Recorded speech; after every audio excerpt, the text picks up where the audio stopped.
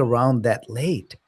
But no one in the history of the sport has performed at the level that LeBron is performing right now at 42. Right? I think that's No, there's no arguing that.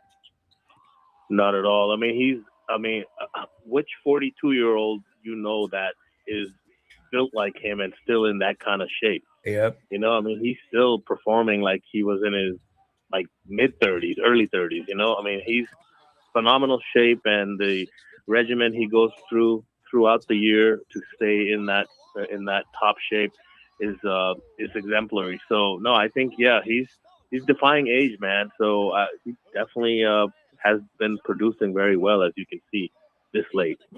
He has. Um, you know, if the Lakers had not acquired Luka Doncic in that fleecing of the Dallas Mavericks that took place a year and a half ago, LeBron would still be last year at 41 and 42.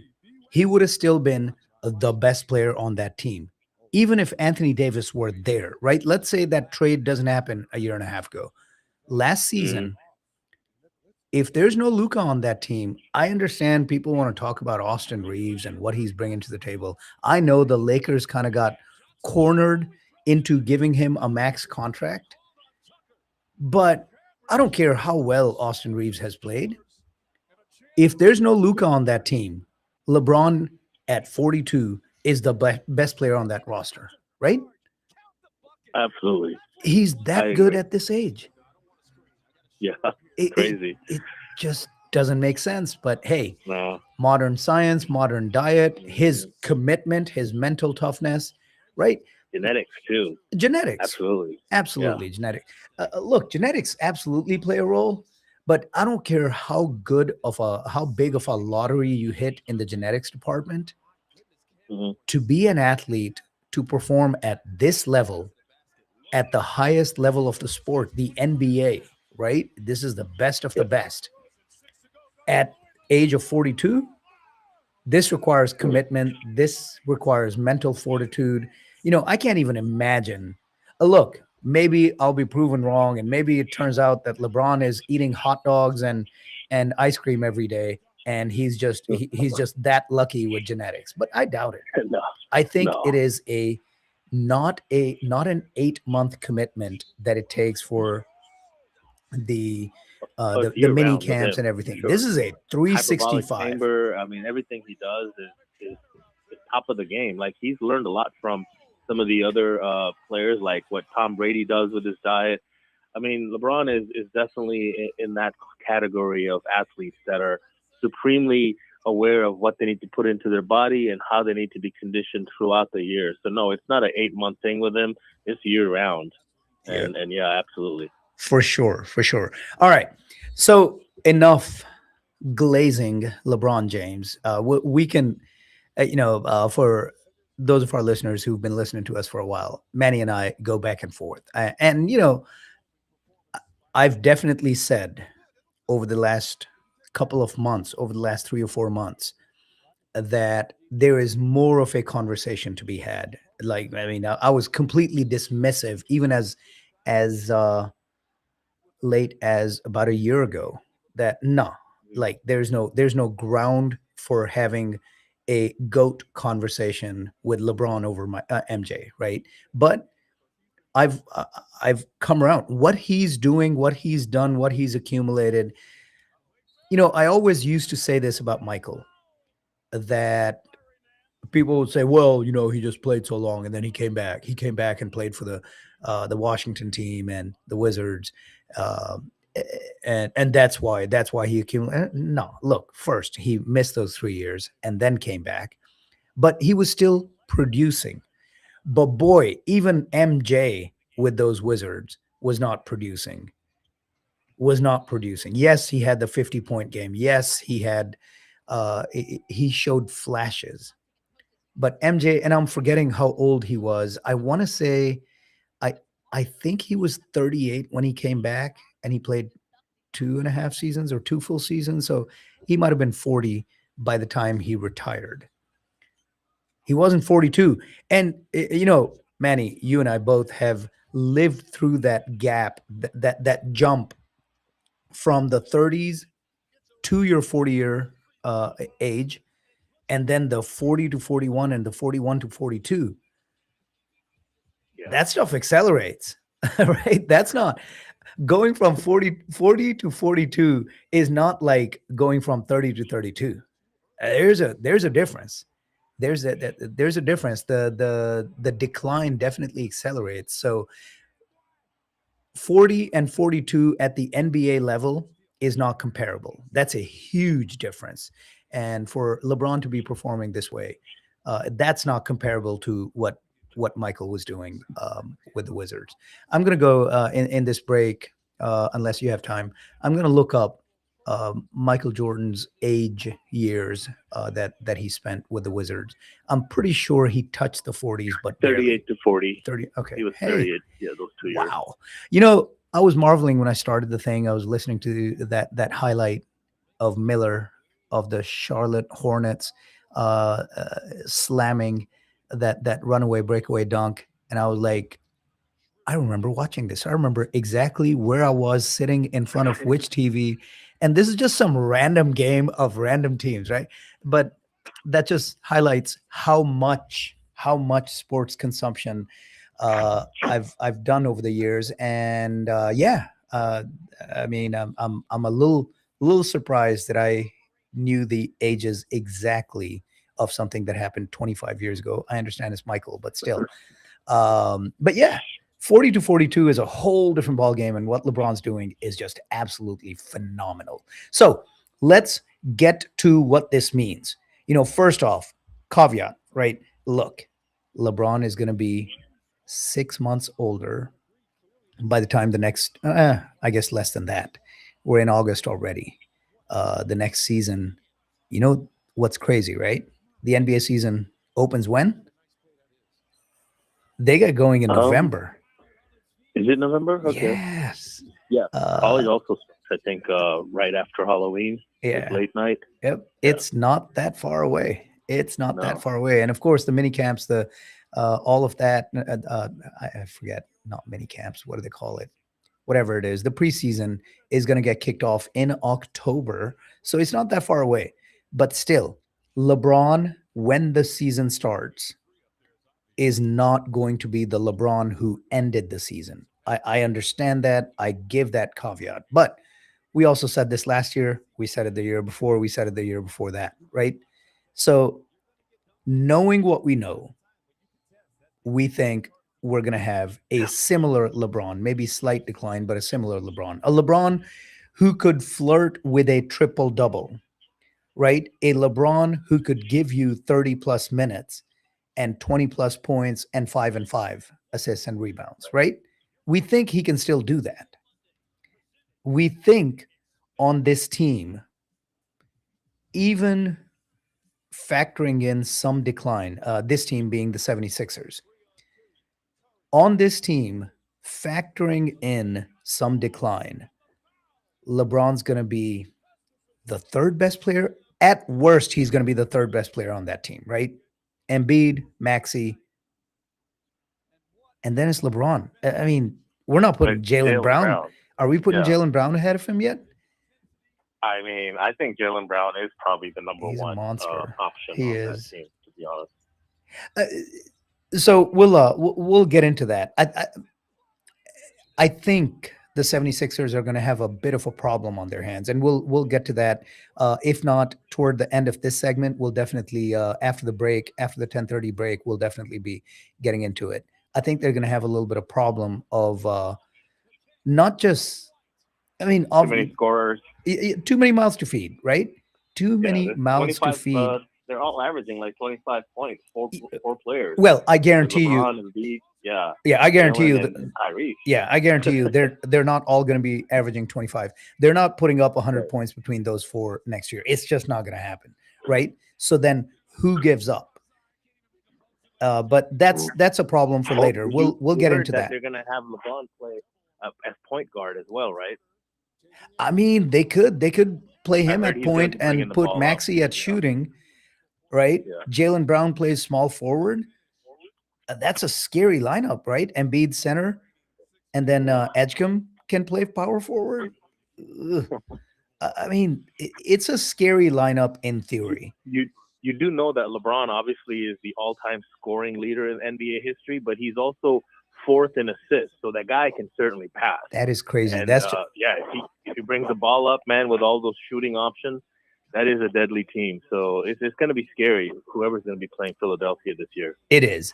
So we'll get into the problems. Right now, we're thinking happy path that LeBron is able to slide into this roster, right? And they become this monster that we envision when we look at the pieces on paper, right? This is going to be a monstrous roster, just a scary, scary opponent night in and night out. So, what does that do? I think, first of all, and this is going to sound disrespectful because who are the defending champs? New York Knicks. But I'm not even. Hmm. I think when I start looking at when this announcement happened, immediately I started to think, oh my God, what does this mean for the Celtics? Because the Celtics have been not just historically across the past few decades, right? Recently, over the last 3 or 4 years, it's been the Celtics in the East, right? Other teams have Mhm. emerged, but the Celtics have been the class of the East for at least the last 3, 4, 5 years, have Mhm. been dominating it, have a championship under their belt over my Dallas Mavericks with Luca, and and was Brunson on that team? That was Luca and Brunson, right? Yeah, In Dallas, yes. yeah, Mhm. yep. Um, so they have a championship. They've been the class of the even the year they were not the first seed, right? They were still the best team. They've just got so much talent, and Brad Stevens does a great, great job running that organization. So my first thought was, what does this do to the Celtics? What does this mean for their chances next year? So your thoughts, Manny, what does this mean for the Celtics? I mean, I think yeah, Celtics.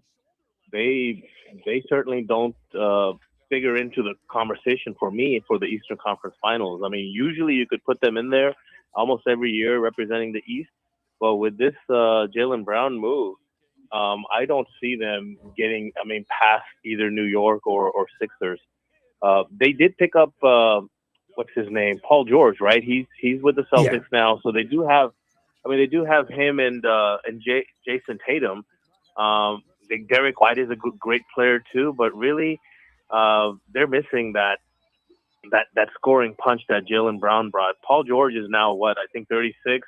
He's still Yeah. got a And little he's bit of an old 36, yeah. right? I He's mean, he's been still got a little declining. bit in his tank, but no, I think the Celtics went down a little bit after this trade. They lost a huge scorer and good two-way player with Jalen Brown. So I think Celtics are probably the third best team in my view now after this trade in the East.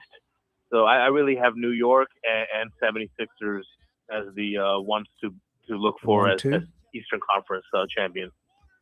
All right. Well, look, I just mentioned Brad Stevens. I just mentioned how well he has run that organization, drafting crafty trades, and then, performance in the playoffs. But I think he's going to rue the day he decided to not trade Jalen Brown, right? I think that was bound to happen. It was going to be pretty impossible for them to have Mm, two supermax contracts between Brown and Tatum. I mean, that's just the reality of the new NBA. I get it, right. but to trade him within his conference instead of shipping him out to the West was a mistake. Yeah. But then to trade him to a team that literally, even before LeBron, like this is what they needed, right? They had a dominant center, they had a dominant guard, they needed a dominant wing. So I don't know what Brad Stevens was thinking trading him to the 76ers, but he gave them exactly what they needed And now they've got two of them with Brown and LeBron. And yeah, and that's the greatness of LeBron, right? We were just talking about him as a point guard a second ago. Now I'm talking about him as a really strong wing because he can do all of those things. But yeah, man, that 76ers roster, it, even if it's a LeBron who's an 80 to 90% of what he was with the Lakers last year, with Jalen, with Embiid, with Edgecombe, with Yeah. Maxi, with the rest of their bench. I think I know you like the Knicks, and you're a little bit more of a, the champs are the champs until somebody unseats them, so you got to show them that respect. I, I'm not seeing the Knicks as the team in the East. I'm seeing the Sixers as the team in the East. Yeah, I mean, especially if Embiid still stays healthy. That's the big That's always worry there. I have with the 76ers and Joel Embiid.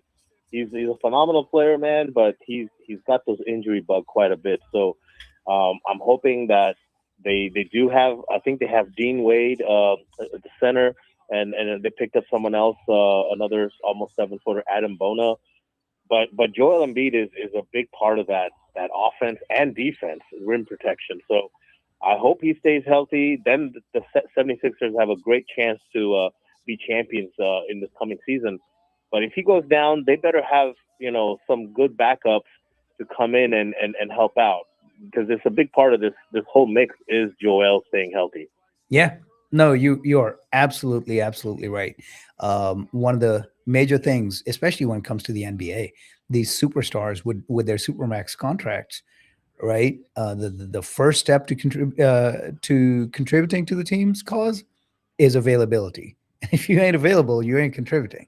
And Right. with Embiid, it's year after year, and it's always something different, right? It's a toe, it's an elbow, The knees, it's the yeah, hamstring, it's the back. Oh my gosh, yep. he's had it It's all. it's a shame because yes, when he's out there, when he plays, he's still a dominant force. Oh I yeah, heard something ridiculous. Somebody was those ridiculous online conversations that happen. Here's my starting five. See who can beat this starting five, whatever. And when it came to the center position, somebody was saying, "Well, I'd put Embiid in there." I'm like, stop it, Embiid over like center position all time, right?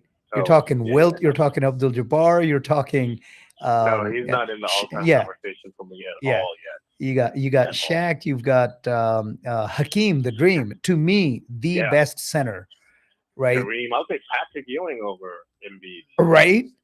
Because You know, Patrick Ewing never missed a game. He missed a lot of shots in the playoffs, and hey, let's not open old wounds. Um, no, so yeah, I think the Sixers are the team to beat. Real quick, let's talk about old Pat Riley and what he was trying to do in Miami. Of course, he was yeah, trying to attract LeBron back, got one of the best players, one of the top five players in the NBA right now, Giannis, but then he wasn't able to land LeBron. What are they? The fourth, the fifth best, sixth best team? Where do they stand right now? So, in my estimation, I've got the Sixers. I have to put the Knicks in two because yeah, they just did it and did it. They did more with less, and they're bringing right, everybody back. So I have zero reason to doubt them. So two, I think the Celtics might still be three. yeah. It's a Um, toss-up between them and the Heat, to be honest. yeah, I Um, mean, I mean, and he just because of Giannis, right? I mean, he's a monster, yeah. still a monster, I mean, and they still got Bam Adebayo. I mean, the guy scored what 80 points the other day, like last 81. season. So Andrew Wiggins, former Jayhawk, he's a Yeah. good player as well. And not to Yeah, mention, they've got Pat Riley running things, and Spolstra is still at this yeah, point. He was an unknown all those 16 years ago, but man, yeah. he's or more than that, 17, 18 years ago now. but He's a Hall of he's Fame a coach for sure. he's a grizzled veteran coach who's done it over and over. All right, Yeah. speaking of Miami, I want to talk about, and I'm gonna. This is a nice segue. I want to talk about the old Miami and the old 76er and the old Minnesota Timberwolf. Jimmy Butler was a Timberwolf. He's been everywhere, right? At this point, Jimmy Butler. Is he done? I mean, the last couple of years, there was energy when he first went to the Golden State Warriors. He was injured, right, last year? It just banged up, we just talked about first step to contribution is presence, and if you're not present, any word on is he coming back? Once he comes back, is he going to be that super alpha stud, lead your team, even though he hasn't been there? Because look, you're not going to be when you've got Steph Curry on the team, right? But any word on if he's going to be back to being old Jimmy Butler, or is this the end? Is this the decline, even if he comes back from the injury? I saw an article a couple days ago on Jimmy Butler. There's a potential timeline for him coming back, even though there was some trade rumors. But he's coming off of, I think, ACL injury right back in January. Mm-hmm. I think recently he was on some trip overseas. You saw a little bit of it during the World Cup too, watching some of the soccer games down in Miami. But no, I think there is a lot of talk about they were trying to see if they could do a trade with the Warriors for him for players like Anthony Davis. But no, he's focused on coming back and doing one more run. I think Golden State also just signed what's his name? Draymond Green came back. Draymond, right? Yeah. So that's the that's the segue I was Yeah, looking for. We are at a time for a break, but yeah, we're going to come back. No one's picked up Russell Westbrook. Like, where is he going to go? He's still got a little bit in the tank. He does. He's shown a little bit the last couple of years. All right, we're going to take a quick break. We're going to come back with the spotlight. During the break, it's going to stay trained on the Golden State Warriors because we got to talk about them. We'll finish the NBA conversation, and then we'll move the spotlight over onto other sports. You're listening to the Sports Spotlight right here on Radio Azad with your host Rizwan and Manny. We'll be right back. This is Radio Azad, streaming in Dallas, Fort Worth, and